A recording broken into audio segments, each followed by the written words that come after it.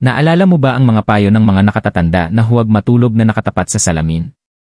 Paano kung sabihin ko sa iyo na ang simpleng pagkakamaling ito na matagal mong ipinagwawalang bahala ay maaaring dahilan kung bakit pakiramdam mo'y stuck ang buhay mo, mabigat ang iyong enerhiya, at hindi natutupad ang iyong mga pangarap? Ngayong gabi, maaaring ipakita sa iyo ng iyong salamin ang isang bagay na hindi ka dapat makita. At kung magpapatuloy kang matulog ng ganito, maaaring ang universo ay naglalabas ng babala tungkol sa isang panganib na dahan-dahang pumapasok sa buhay mo tuwing gabi.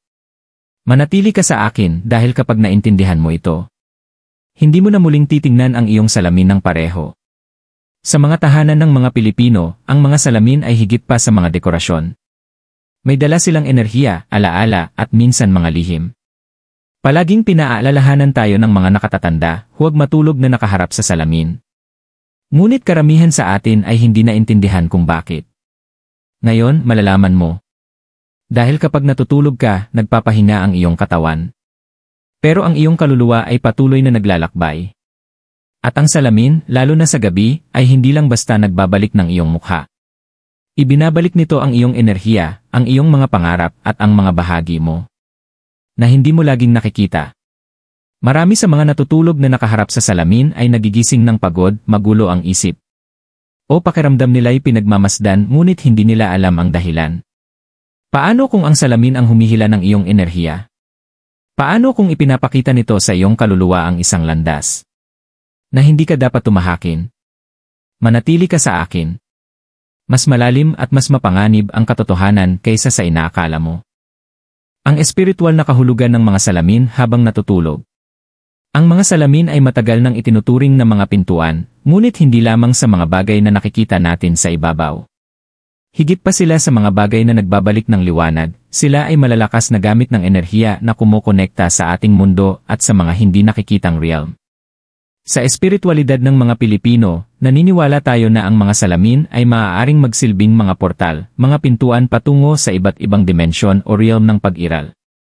Kapag tayo ay natutulog, nagpapahinga ang ating katawan, ngunit ang ating mga kaluluwa ay patuloy na naglalakbay. Ang ating mga espiritu ay malayang naglalakbay sa mundo ng mga panaginip, o marahil ay patungo sa hindi nakikitang realm kung saan umiikot ang enerhiya ng universo. Dito matatagpuan ang panganib ng pagtulog na nakaharap sa salamin. Pinapalakas ng salamin ang iyong enerhiya. Kung hindi ka mag-iingat, maaari nitong ibalik ang iyong kaluluwa sa iyo, nagiging sanhi ng isang malakas na atraksyon na maaaring hilahin ang iyong espiritu sa isang lugar na wala kang kontrol. Maaaring magbago ang enerhiya sa kwarto, at sa ilang pagkakataon, ang mga espiritu, kapwa mabuti at masama, ay maaaring gamitin ang salamin upang makipag-ugnayan sa iyong enerhiya, lalo na habang ikaw ay pinakabigat at pinakamahina, habang natutulog. Matagal nang iginagalang ng mga Pilipino ang nito, mga espiritu ng nakaraan, at naniniwala sila na maaari silang makipag-ugnayan sa mga buhay sa pamamagitan ng iba't ibang bagay, kasama na ang mga salamin. Maraming nakatatanda ang naglalagay ng tela sa mga salamin o kahit tinatakpan ang mga ito ng buo sa gabi. Hindi lamang ito pamahiin, ito ay may malalim na espiritual na pag-unawa sa mga enerhiya na dumadaloy sa ating paligid. Ngunit higit pa saan ito ang mga negatibong enerhiya na maaaring naninirahan sa ating mga tahanan. Ang salamin na nakaharap sa kama ay hindi lamang nagbabalik ng iyong pisikal na anyo, maaari nitong ipakita ang mga nakatagong iniisip, hindi na resolbang emosyon, o mga negatibong enerhiya na dala mo sa iyong sarili. Ang mga enerhiyang ito, kapag pinalakas ng reflective na kalikasan ng salamin, ay maaaring magdulot ng pagkasira sa balance ng landas ng iyong kaluluwa. Hindi lang ito tungkol sa pagkakaroon ng tahimik na pagtulog. Ito ay tungkol sa iyong espiritual na kalusugan at pag-aayos ng iyong kaluluwa. Kung ang iyong salamin ay nakaharap sa iyo, habang natutulog, maaari itong magdulot ng hindi komportableng gabi, mga bangungot, o pakiramdam na ikaw ay pinagmamasdan. Ang mga pakiramdam na ito ay hindi lang psikolohikal, ito ay isang espiritual na tanda ng mas malalim na nangyayari. Sa tradisyon ng mga Pilipino, madalas itinuturing ang mga panaginip bilang mga mensahe mula sa universo. Ngunit kung matutulog ka na nakaharap sa salamin, maaaring ipakita ng salamin ang isang distorted na bersyon ng mundo ng mga panaginip, isang mundo na maaaring maapektuhan ng iyong enerhiya o ng enerhiya sa paligid mo. Maaari itong magdulot ng kalituhan o mas masahol pa, mga bangungot na tila totoo. At kaya't palaging may babala, huwag matulog na nakaharap sa salamin. Hindi lang ito tungkol sa pamahiin o mga lumang paniniwala. Ito ay tungkol sa pagprotekta sa paglalakbay ng iyong kaluluwa at pagtitiyak na ikaw ay nakaalin sa mga positibong enerhiya ng universo. Ang salamin ay maaaring isang espiritual na magnifier na ginagawang mas malakas, mas malinaw, at mas may impluensya ang anumang hindi pagkakaayos ng enerhiya sa loob mo o sa paligid mo habang natutulog. Marami sa atin ang hindi pinapansin ang mga salamin. Tinitingnan natin ang mga ito bawat umaga upang maghanda para sa araw na darating. Ngunit sa gabi, kapag ang ating katawan ay nagpapahinga, ang mga salamin ay maaaring magdulot ng panganib. Ang pagsasalamin ng ating espiritu, na pinapalakas ng salamin, ay maaaring makaapekto sa daloy ng enerhiya sa kwarto, na nagpapadali para sa mga negatibong puwersa na dumikit sa atin. Ito ang dahilan kung bakit maraming pamilyang Pilipino ang nagsusubok takpan ang kanilang mga salamin bago matulog o hindi nilalagay ang mga salamin diretsyo sa harap ng kanilang kama. Hindi lang ito isang kaugalian na ipinasa mula sa ating mga ninuno, ito ay isang espiritual na proteksyon. Ito ay isang paraan upang protektahan ang iyong enerhiya habang ikaw ay natutulog, upang matiyak na walang panlabas na impluensya ang makagambala sa kapayapaan at kalinawan na kailangan ng iyong kaluluwa para sa paglalakbay nito. Ano ang nangyayari sa iyong kaluluwa kapag natutulog na nakatapat sa salamin? Kapag tayo ay natutulog, hindi lamang ang ating katawan ang nagpapahinga, ang ating kaluluwa ay nagsisimula ng isang paglalakbay ng sarili nito.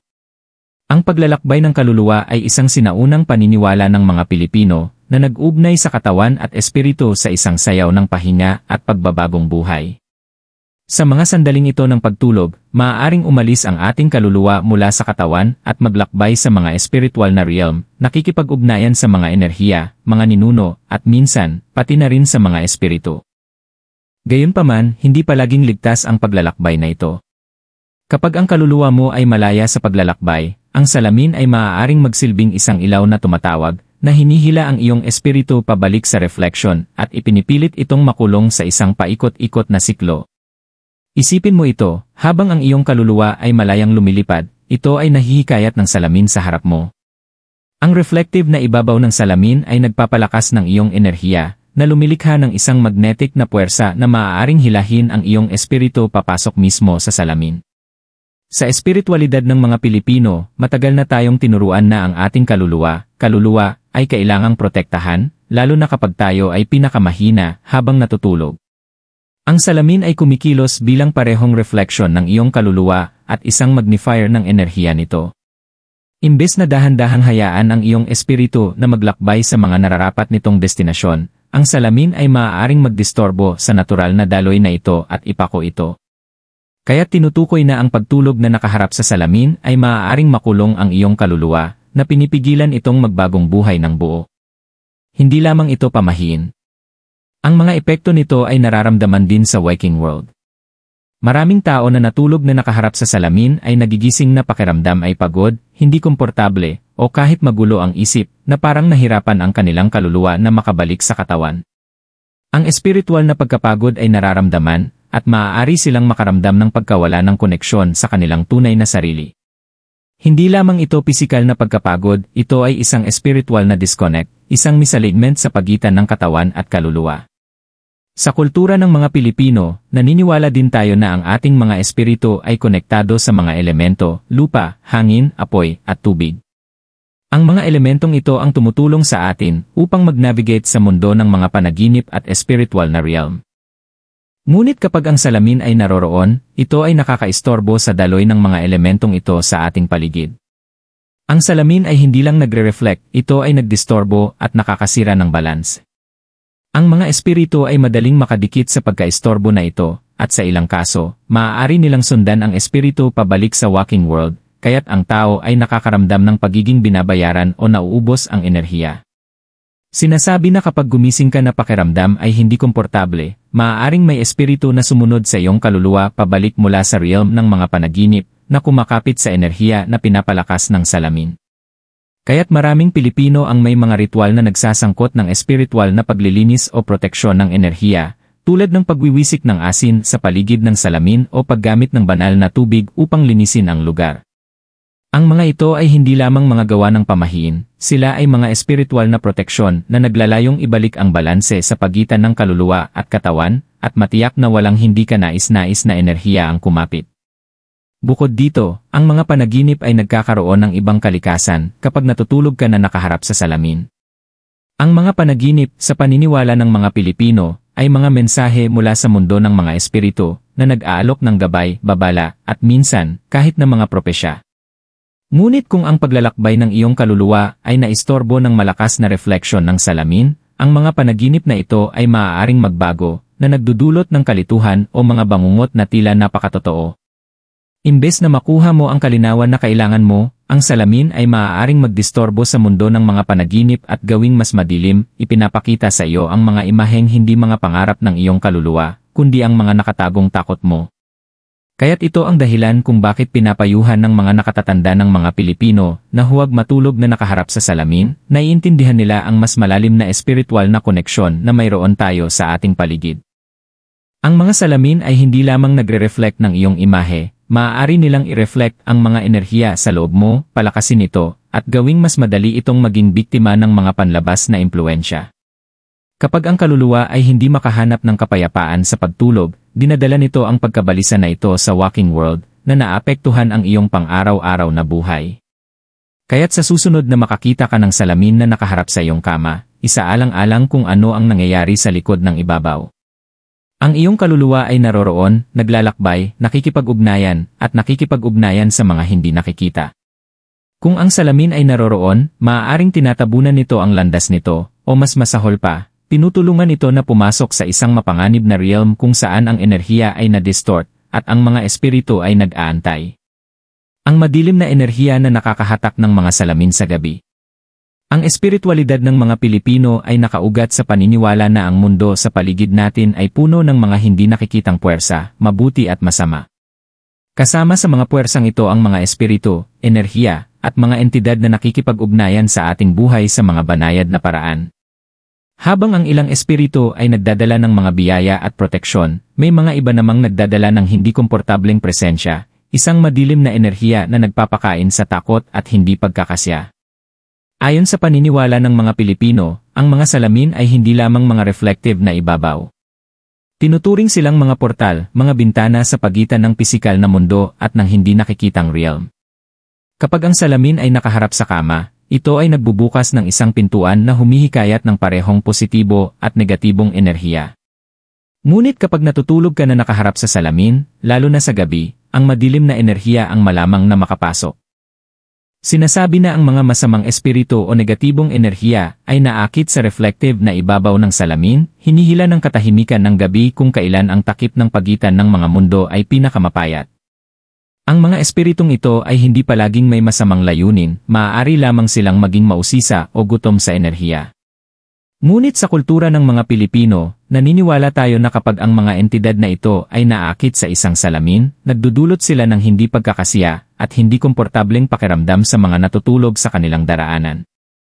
Ang gabi ay partikular na mapanganib dahil ito ang oras kung kailan ang isipan ay nasa pinakamahina. Kapag natutulog ka, ang iyong katawan ay mahina at ang iyong kaluluwa ay naglalakbay sa mundo ng mga panaginip. Alam ito ng mga negatibong entidad at madalas nilang ginagamit ang mga salamin bilang mga daan ng enerhiya upang pumasok sa iyong espasyo. Sila ay tulad ng mga parasitiko na nagpapakain sa enerhiya ng mga buhay, lalo na kapag tayo ay pinakamahina habang natutulog. Sa maraming tahanan ng mga Pilipino, matagal nang tinuruan ng mga nakatatanda ang nakababatang henerasyon na takpan ang mga salamin bago matulog, lalo na ang mga nakaharap sa kama. Ang dahilan sa likod ng pamahiing ito ay hindi lamang pag-ingat, ito ay nakaugat sa isang malalim na espiritual na pag-unawa kung paano pinalalakas ng salamin ang enerhiya ng anumang bagay na nakapaligid dito. Kung may negatibong enerhiya, ang salamin ay ibabalik ito, na lumilikha ng isang magnified na presensya na mahirap takasan. Ang enerhiya ay pinapalakas at pinalalaki hanggang sa magsimula itong makaapekto sa emosyonal at pisikal na estado ng isang tao. Hindi lamang mga negatibong espiritu ang mga madidilim na puwersa na inaakit ng mga salamin. Ang takot at pagkabahala, kapag ipinares sa isang salamin sa gabi, ay maaaring lumikha ng isang vortex ng negatibidad. Ang mas matinding takot na nararamdaman mo sa isang bagay, maaaring isang kamakailang pagkawala, hindi tiyak na hinaharap, o anumang emosyonal na pagkabalisa, ay mas lalakas sa spiritual na realm. Ang mga salamin ay nagre-reflect ng mga malalim na takot na ito, at bilang resulta, hinihila nila ang mga enerhiya na may pagkakatulad sa mga ito. Sinasabi na ang mga enerhiyang ito ay maaaring magmanifest bilang mga bangungot, sleep paralysis, o pakiramdam na ikaw ay pinagmamasdan habang natutulog. Sa tradisyon ng mga Pilipino, may paniniwala din na ang mga patay o mga espiritu na hindi pa nakaka-move on ay partikular na naakit sa mga salamin. Ang mga espiritong ito, kapag hindi mapakali o hindi makahanap ng kapayapaan, ay maaaring maghanap ng salamin upang magmanifest. Kung ang salamin ay nakaharap sa kama, maaaring mapilitan ang espiritu na pumasok sa espasyo ng mga buhay, kumakapit sa enerhiyang matatagpuan doon. Ito ang dahilan kung bakit maraming Pilipino ang takpan ang kanilang mga salamin pagkatapos ng dilim, upang protektahan ang kanilang sarili mula sa mga hindi mapakaling espiritu, at upang maiwasan ang mga espiritu ng mga patay na pumasok sa kanilang espasyo. May mga paniniwala ang mga nakatatandang Pilipino na kung ang salamin ay hindi natakpan sa gabi, maaari itong mag-reflect ng isang anino, isang espiritu o entidad na tatayo sa ibabaw mo habang ikaw ay natutulog. Maaari kang magising sa kalagitnaan ng gabi na may pakiramdam na ikaw ay pinagmamasdan o may malamig na hangin sa kwarto. Ang mga pakiramdam na ito ay hindi lamang imahinasyon, ito ay mga tanda na ang salamin ay nagbukas ng pinto patungo sa isang madilim na bagay na hindi mo pa nauunawaan. Mga palatandaan na ang iyong salamin ay nagsipsip ng iyong enerhiya. Ang mga salamin ay hindi basta mga bagay lamang sa kwarto, sila ay tahimik na mga tagamasid, nagmamasid sa enerhiya na gumagalaw sa paligid nila. At kung ang salamin ay nakaharap sa iyong kama, hindi lang nito nire-reflect ang iyong pisikal na anyo, habang natutulog ka, nire-reflect nito ang enerhiya ng iyong espiritu, mga iniisip, at mga emosyon. Ngunit ano ang nangyayari kapag ang enerhiyang ito ay nasipsip ng salamin mismo? Ayon sa paniniwala ng mga Pilipino, ang salamin na nakaharap sa kama ay hindi lang basta nagre-reflect, ito ay pinalalaki at sinisipsip ang enerhiya ng taong nasa harap nito. Sa paglipas ng panahon, ang enerhiyang ito ay maaaring mag-ipon na nagdudulot ng mga banayad na pagbabago sa iyong emosyonal at espiritual na estado. At habang hindi agad-agad nakikita ang mga pagbabagong ito, ang mga sintomas ay maaaring magsimulang magpakita. Narito ang mga pinakakaraniwang palatandaan na ang iyong salamin ay nagsipsip ng iyong enerhiya. 1. Hindi komportableng pagtulog at pakiramdam ng pagod. Isa sa mga unang palatandaan na ang salamin ay nagsipsip ng iyong enerhiya ay ang hindi komportableng pagtulog.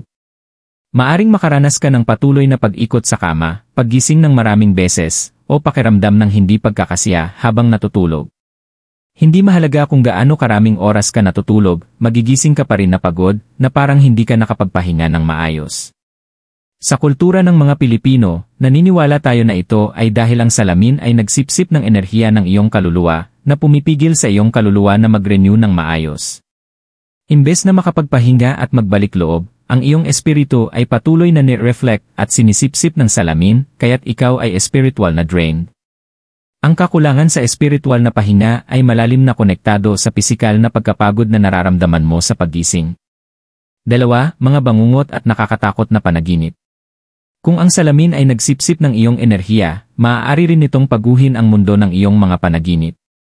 Palaging pinaalalahanan ng mga nakatatanda ng mga Pilipino na kapag ang kaluluwa ay hindi mapakali o kapag ito ay naistorbo ng negatibong enerhiya, ang mga panaginip ay maaaring maging mga bangungot. Ang mga bangungot na ito ay maaaring magmukhang totoo, at magigising ka na pakiramdam na parang ang mga nangyari sa iyong panaginip ay totoong nangyari. Ang mga salamin, bilang mga reflective na ibabaw, ay pinalalakas ang mga emosyonal na imbalance na ito.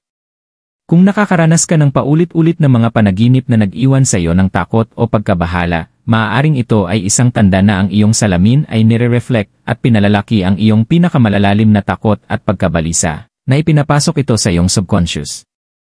Parang ang salamin ay nakakonekta sa iyong espiritu sa mas malalim na antas, hinihila ang mga hindi na-resolbang emosyon at iniisip mo. Sa espiritualidad ng mga Pilipino, ang mga panaginip ay tinitingnan bilang isang espiritual na channel para makipag-ugnayan sa hindi nakikitang mundo. Kung ang salamin ay nakakaistorbo sa channel na ito, ang mga panaginip ay maaaring magbago, nag-aalok ng malabo o kahit na masamang gabay na nag-iwan sa iyo ng kalituhan o hindi pagkakasya. Ito ang dahilan kung bakit maraming pamilya ng mga Pilipino ang naglalagay ng takip sa mga salamin sa gabi, upang protektahan ang kanilang mga mahal sa buhay mula sa espiritual na kalituhan at hindi pagkakasya. 3. Pakiramdam na pinagmamasdan o binabantayan. Isa pang palatandaan na ang iyong salamin ay nagsipsip ng iyong enerhiya ay ang pakiramdam na ikaw ay pinagmamasdan. Isa ito sa mga pinaka-nakakabahalang karanasan at malalim na konektado sa mga paniniwala ng mga Pilipino tungkol sa mga espiritu at ang presensya ng mga hindi nakikitang puwersa. Kung pakiramdam mo ay may nagmamasid sa iyo, lalo na habang sinusubukan mong matulog, maaaring ang salamin ay nire-reflect ang mga hindi nakikitang entidad na naakit sa enerhiyang nasipsip nito. Ang sensasyong ito ay kadalasang mas intense sa dilim ng gabi, kung kailan ang espiritual na veil ay pinakamapayat. Ang salamin ay maaaring magsilbing beacon para sa mga espiritu na nagpapahintulot sa kanila na magmanifest sa espasyo, na nagdudulot ng pakiramdam na ikaw ay pinagmamasdan o may eerie na sensasyon na parang may nakatayo sa iyo habang natutulog. 4. Paggalaw ng mga bagay o pagkilos ng mga objeto. Sa ilang mga kaso, ang mga salamin na nagsipsip ng labis na enerhiya ay maaaring magdulot ng paggalaw o pagbabago sa mga bagay sa kwarto. Mas karaniwan ito sa mga tahanan kung saan ang mga salamin ay diretsyo na nakaharap sa kama o kung saan ang salamin ay nire-reflect ang mga bintana, pinto, o pati na rin ang ibang salamin. Kapag ang enerhiya sa kwarto ay nasipsip ng salamin, maaari itong magdulot ng nakakabahalang pagbabago sa atmosfera, na nagiging sanhi ng mga bagay na gumalaw ng bahagya o mahulog ng walang paliwanag. Sa kultura ng mga Pilipino, naniniwala tayo na ang mga pisikal na manifestasyon na ito ay isang tanda ng espiritual na imbalance, kung saan ang negatibong enerhiya na nasipsip ng salamin ay ngayon na impluwensyahan ang pisikal na mundo sa paligid mo. Ang mga bagay na dapat manatili sa lugar ay maaaring maging charge ng enerhiya, kaya't nagiging sanhi ng mga ito upang magbago, mahulog o gumalaw ng mag-isa. 5. Hindi maipaliwanag na emosyonal na pagbabago o negatibong emosyon. Panghuli, kung napansin mo ang pagtaas ng mga negatibong emosyon, galit, kalungkutan, takot, o pagkabahala, maaaring isa itong tanda na ang salamin ay nagsipsip ng iyong enerhiya. Ang mga pagbabagong emosyonal na ito ay maaaring magmukhang ng galing sa wala, lalo na kung hindi mo pa naranasan ang mga damdaming ito sa ganitong tindi noon. Madalas sabihin ng mga nakatatanda ng mga Pilipino na ito ang salamin na kumukuha ng hindi naresolbang emosyon ng iyong kaluluwa, na nagiging sanhi ng kanilang manifestasyon sa mas nakakagambalang paraan. Kung ang enerhiya na nasipsip ng salamin ay madilim o hindi mapakali, maaari itong magdulot ng mga mood swings at emosyonal na imbalance na nire-reflect ang kaguluhan na nakuha ng salamin. Ang mga negatibong emosyon na ito ay maaaring pumasok sa iyong pang-araw-araw na buhay, na naapektuhan ang iyong mga relasyon, trabaho, at personal na kalusugan. Ano ang dapat mong gawin para sa proteksyon? Sa bahaging ito, tatalakayin natin ang mga espiritual na remedyo at ritual upang protektahan ang iyong sarili mula sa negatibong enerhiya na maaaring maakit ng mga salamin. Ipaliwanag natin ang mga kaugalian ng mga Pilipino tulad ng ritual ng asin, pag-ilaw ng kandila, pagtatakip ng salamin, at paggamit ng banal na tubig. Ang mga hakbang na ito ay nakaugat sa ating kultura at magbibigay ng lakas sa mga mambabasa upang linisin ang kanilang paligid at ibalik ang balanse ng kanilang enerhiya. Ngayon na tinalakay na natin kung paano maaaring sumipsip at mag-reflect ng negatibong enerhiya ang mga salamin, oras na upang pag-usapan ang proteksyon. Sa espiritualidad ng mga Pilipino, naniniwala tayo na ang enerhiya sa paligid natin ay hindi lamang hinuhubog ng ating mga aksyon, kundi pati na rin ng ating kapaligiran. Kung ang iyong salamin ay nagdudulot ng pagkagambala, may mga paraan upang linisin ang espasyo at ibalik ang balanse. Narito ang ilang espiritual na remedyo na ipinasa-pasa mula sa mga nakaraan. 1. Pagtatakip ng salamin. Isa sa mga pinakamalakas na paraan upang protektahan ang iyong sarili mula sa negatibong enerhiya na maaaring maakit ng salamin ay ang simpleng pagtatakip nito tuwing gabi. Isa itong sinaunang kaugalian ng mga Pilipino, madalas na isinasagawa ng mga nakatatanda, na alam na ang pagtatakip ng salamin ay makakapagpigil sa pagpasok ng mga hindi ka nais-nais na enerhiya sa iyong espasyo. Kapag natutulog ka, ang iyong kaluluwa ay mahina, at ang mga salamin ay maaaring magsilbing refleksyon ng iyong pisikal at espiritual na sarili. Sa pamamagitan ng pagtatakip sa salamin, pinoprotektahan mo ang iyong sarili mula sa mga impluensya ng enerhiya mula sa labas. Maaari kang gumamit ng tela, scarf, o kahit piraso ng papel, ang mahalaga ay mapigilan ang reflection na hilahin ang enerhiya mula sa iyong katawan. Ang simpleng ritual na ito ay hindi lamang tungkol sa pisikal na pagtatakip.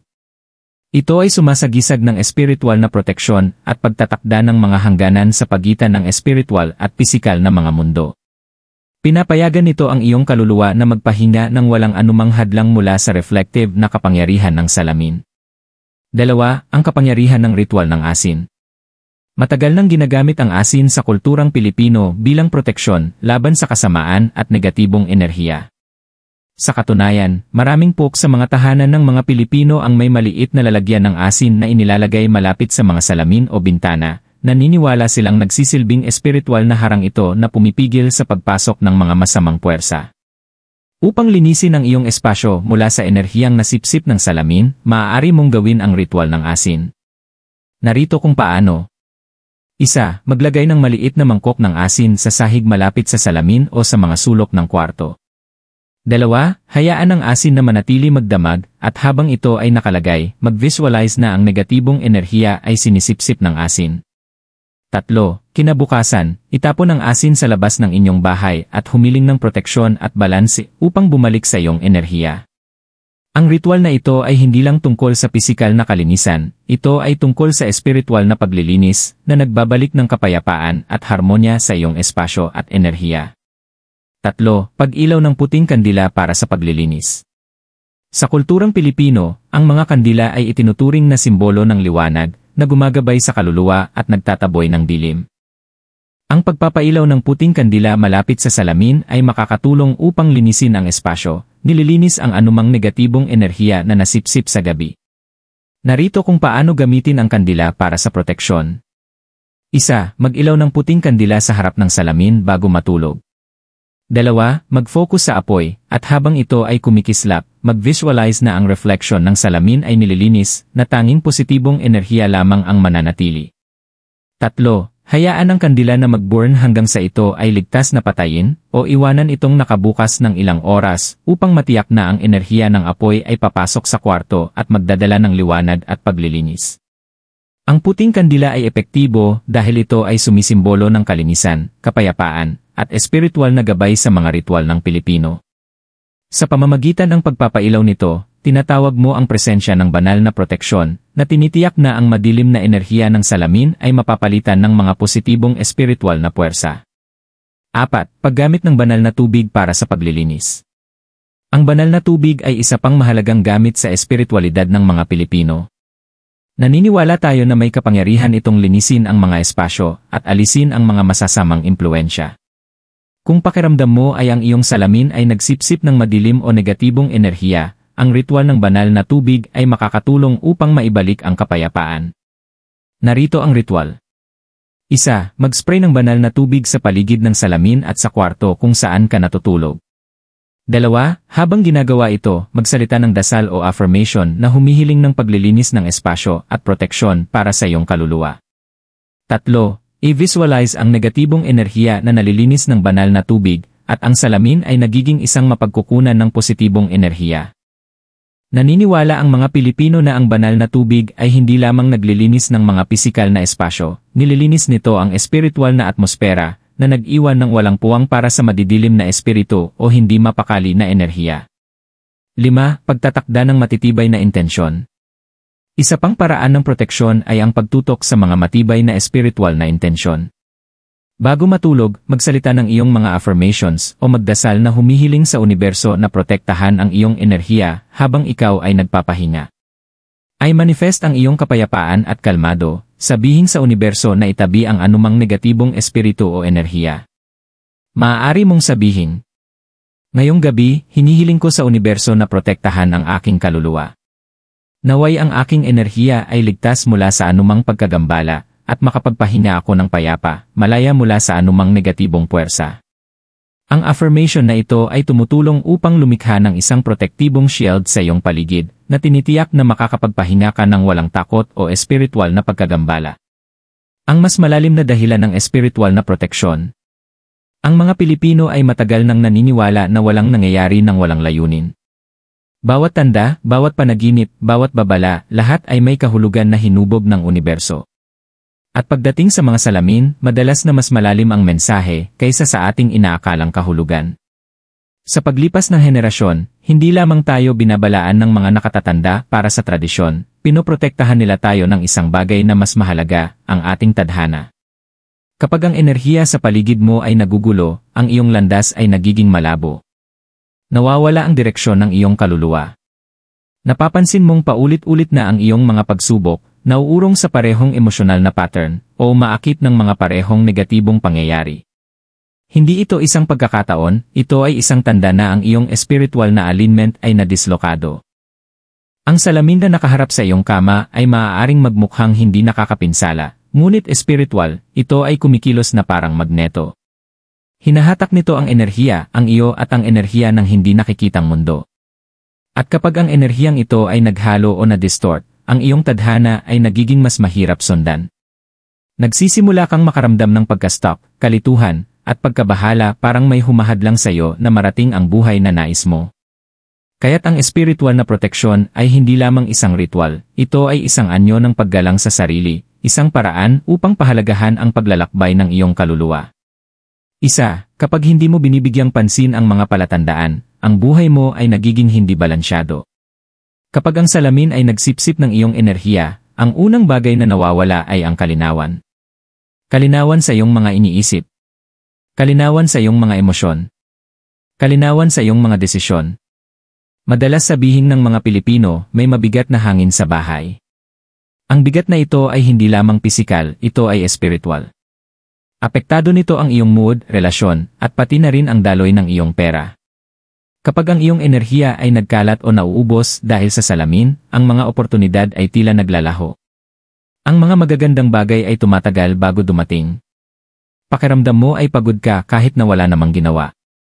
Ang mga ito ay mga bulong ng universo na nagsasabing may nangyayaring kaguluhan sa iyong paligid na humahadlang sa iyong tadhana. Ang salamin ay nagiging tahimik na nagnanakaw ng iyong lakas ng paunti-unti. 2, ang mga panaginip ay nawawala ang kanilang kahulugan. Ang mga panaginip ay sagrado sa espiritualidad ng mga Pilipino. Sila ay gumagabay. Sila ay nagbabala. Sila ay naghahanda sa kaluluwa para sa mga darating. Ngunit kapag ang salamin ay nagdistorbo sa iyong espiritual na enerhiya, maaaring mawalan ng layunin ang iyong mga panaginip. Imbes na makatanggap ng mga mensaheng maggagabay sa iyo, ang iyong isipan ay nagiging malabo at puno ng kalituhan.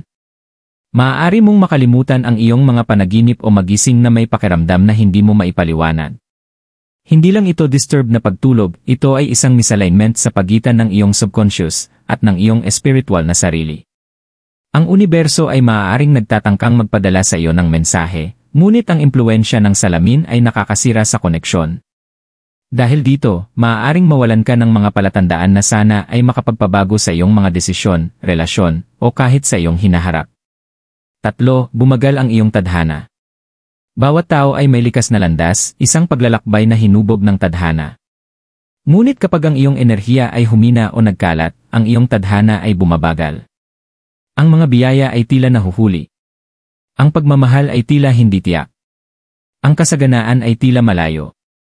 Ang salamin na nakaharap sa iyong kama ay hindi lamang nagre-reflect ng iyong katawan, nire-reflect nito ang iyong aura, ang iyong mga takot, ang iyong mga pag-asa, ang iyong mga nakatagong sakit. Kapag ang reflection na ito ay bumalik sa iyong enerhiya tuwing gabi, lumilikha ito ng espiritual na paglaban, isang hadlang na humahawak sa iyong tadhana. Maraming Pilipino ang naglalarawan ng pakiramdam na ito bilang parang walang nangyayari sa buhay ko. Hindi ito katamaran o malas. Ito ay spiritual na stagnation. 4, bakit nagpapadala ng mga babala ang universo? Kapag paulit-ulit mong nararamdaman ang pagkapagod, pagkabahala, pakiramdam na pinagmamasdan, o espiritual na bigat, hindi ka pinaparusahan ng universo, pinoprotektahan ka nito. Ang mga palatandaang ito ay mga paalala na kailangan mong ialiin muli ang iyong enerhiya bago magpatuloy. Ang salamin ay simpleng pintuan kung saan nagsisimula ang babala. Ang tunay na mensahe ay ito. Ang iyong kaluluwa ay nangangailangan ng pansin. Ang iyong tadhana ay nangangailangan ng kalinawan. Sa pamamagitan ng pagkilala sa mga palatandaang ito at pagsasagawa ng mga proteksyon na ritual, ipinapakita mo sa universo. Ako'y handa na. Ako'y nakikinig. Pinoprotektahan ko ang aking espiritual na landas. At kapag nakita ng universo ang iyong intensyon, ito ay tutugon.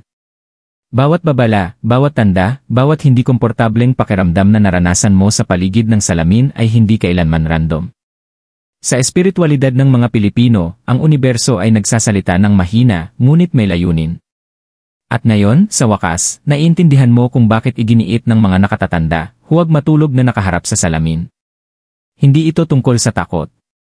Ito ay palaging tungkol sa proteksyon. Ang iyong kaluluwa ay nararapat sa kapayapaan.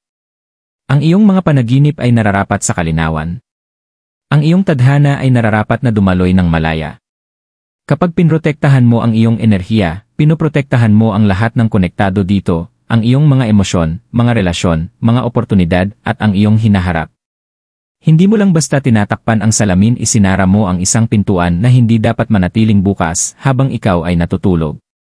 Ngayong gabi, habang ikaw ay naghahanda upang magpahinga, piliin ang kapayapaan. Piliin ang kalinawan. Piliin ang espiritual na kaligtasan. Takpan ang salamin. Mag-ilaw ng kandila. Sabihin ang iyong intensyon. Sabihin sa universo na handa ka ng pakawalan ang hindi iyo. At tanggapin ang mga biyayang matagal nang naghihintay para sa iyo.